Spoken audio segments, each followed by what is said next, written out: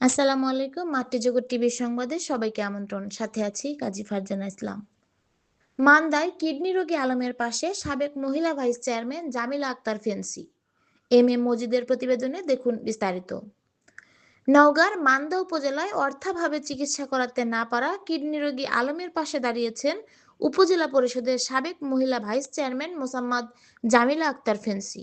রোববার দুপুরে উপজেলার গণেশপুর ইউনিয়নের দক্ষিণ পাড়িল গ্রামে গিয়ে অসুস্থ আলমের হাতে ব্যক্তিগত উদ্যোগে আর্থিক সহায়তা তুলে দেন তিনি।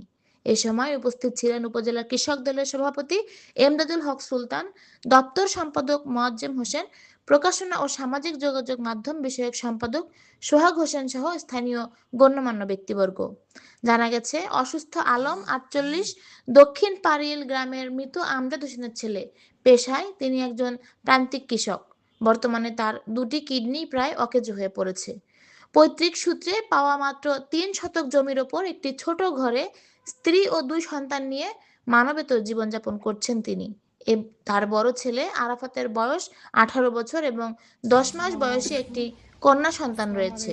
সহায়তা প্রদান শেষে জামিলা আক্তার ফেন্সি বলেন, আলম ভাই আমাদেরই প্রতিবেশী। তার চিকিৎসার খরচ বহন করা পরিবারের পক্ষে সম্ভব নয়।